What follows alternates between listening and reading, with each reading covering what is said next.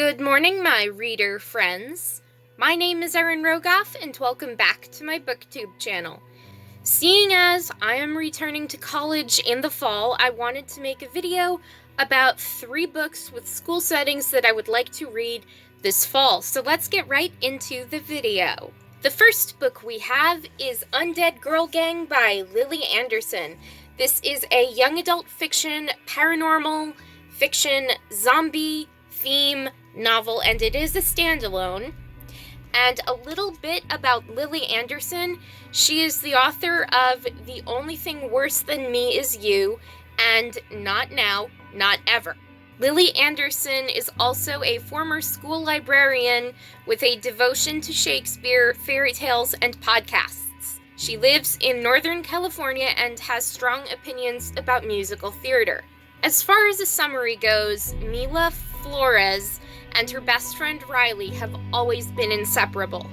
There isn't much excitement in their small hometown of Cross Creek, so Mila and Riley tend to make their own fun by devoting most of their time to Riley's favorite hobby, which is amateur witchcraft. When Riley and 2 Fairmont Academy mean girls die under suspicious circumstances, Mila doesn't want to believe everyone's theory that her best friend was in a suicide pact.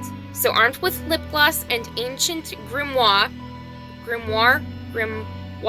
I do not know how to pronounce that word, surprisingly, Mila brings the girls back to life using amateur witchcraft. However, Riley and June and Dayton have no memory of how they were murdered, but they do recall having unfinished business to take care of. So, with 7 days until the spell wears off and the girls return to their graves, Mila must work really fast to uncover the murderer before the killer strikes again. Who will be the next to die? This book is rather short compared to a lot of the other books I've read. This book will take you about 4.5 hours to read. And finally, why do I want to read this book? I did judge the book by its cover, but only at first. And I was also drawn to the zombie theme about undead girls going to high school. Seriously, how cool is that? I would prefer my bestie stay alive rather than being turned into a zombie. Let's be blatant here. They are zombies because they are undead. Where was I going with this? I can't even remember. I've only had 1 cup of large coffee today, so I am not all there. Anyway, the next book that I would like to read in the fall is Hate List by Jennifer Brown. This is a young adult contemporary fiction standalone novel, and this book is very interesting to me, and I will let you guys know why in a sec. A little bit about Jennifer Brown first. She was a humor columnist for the Kansas City Star, but she gave it up to become a novelist. And she lives in Kansas City, Missouri with her husband and 3 kids. And finally, Hate List was Jennifer Brown's debut novel. There are so many cool things about this book, not including the summary, which I will get to in a sec. But this book received an ALA Best Book for Young Adults Award. It received the Voya Perfect 10, and the School Library Journal, also known as SLJ, called this book the best book of the year. This also received the Michigan Library Association's Thumbs Up Award. This also got an honorable mention for the 2011 Arkansas Teen Book Award, and it also received the YALSA 2012 Popular Paperback. Now getting into the summary. 5 months ago, Valerie Leftman's boyfriend, Nick, became a school shooter. Valerie tried stopping him and was shot, but she saved the life of a classmate, so she is less in trouble with the police than others may have been. Valerie was implicated in the shooting because of the list that she helped create, a list of people and things that she and Nick hated, which was the hate list that Nick used to target their enemies. After a summer of isolation, Valerie returns to her senior year of high school and confronts all the guilt that she felt. Can she handle it, though? Valerie is also haunted by the memory of the boy she still loves. you can love a person without actually liking what they do. This is not an easy thing to understand these days, but that's just my perception of it. For example, I love my dad because he's my dad, but I don't always like the things he does or says because we have a rocky relationship as father and daughter. Anyway, Valerie is left to navigate rocky relationships with her family, her former friends, and the girl whose life she saved. But the question is, can Valerie fix things and move on with her life after Nick's death? This book is a little bit lengthy because it will take you about 5.5 hours to read, but I'm not saying it's lengthy because of the page numbers, because I can totally read that in a matter of days, but the content is just a little difficult for people to handle sometimes, so that's how it was for me when I first got the book. Moving on to why I want to read this book.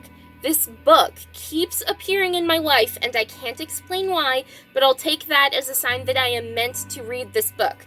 I mean, I got the book when it first came out, and it was triggering to me, so I set it aside. I misplaced the book, but then it reappeared on my Kindle for some reason, and I have no memory of ever getting the book on my Kindle. And then when my brother was giving me birthday presents or Christmas presents or something, he gave me the book, and I just figured, okay, I have to read this book eventually, so I need to plan for it so I can mentally prepare myself to be triggered, possibly.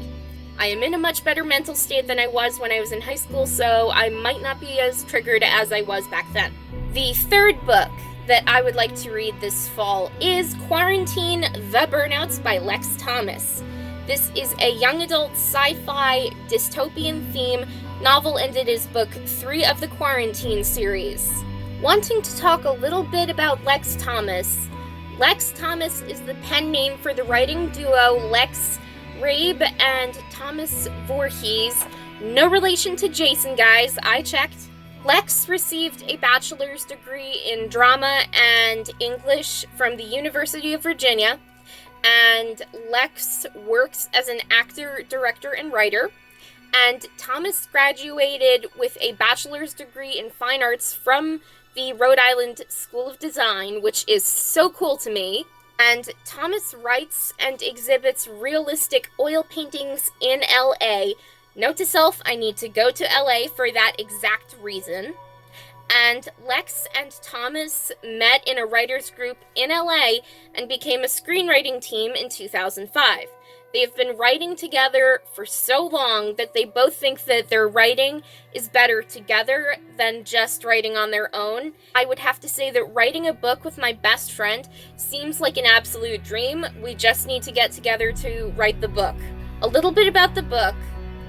Lex Thomas's first book, Quarantine: The Loners, earned a starred review from Booklist and Huffington Post Books, praised it, and claimed that readers will not be able to put the book down once you start. I devoured reading Quarantine: The Loners and Quarantine: The Saints, and they were both amazing. Dark and dangerous, deadly, so much, but I still enjoyed reading the books. A little bit about the summary. After an explosion rocks David and Will's suburban high school one morning, a virus is unleashed within the school that makes the teens fatal to adults. After a year of quarantine with no adults around, the students have formed a rather savage society based on social cliques. The nerds, the geeks, the freaks, the sluts, the skaters, the burnouts, the pretty ones, the varsity, and the loners. So without a gang, it is next to impossible to get food and water, territory, or supplies. In the third book, David is outside and Will is out too, and the brothers are reunited. Inside the school, the third member of their trio, Lucy, is inside with no gang and no hope until the burnouts welcome her into their filthy arms. So the question is asked, what will become of Lucy? This book, I would have to say, is a little bit more difficult to read than The Loners or The Saints, just because I was rooting for the trio to continue, and then when Lucy is left alone, it's like, okay, what's going to happen to her? So I did start reading this book. I got maybe 50 pages in, and then I just stopped. because I sort of lost interest in it, but I am determined to finish reading it this fall. So why do I want to read this book? Maybe out of obligation, I want to read this book to finish the rest of the series, and I want to see what happens to Lucy and how she can possibly take down Hillary, which I was hoping for from book 1. But this book is a little bit more difficult to read than the other books, so even though it takes 6.5 hours to read this book, it took me like, I don't know how long to get to page 50, and I really didn't enjoy it as much as I did with the other books. Also, this book is described as Lord of the Flies meets a dystopian high school setting, and I loved Lord of the Flies, so I have a weak spot for dystopian tales, so I'm in.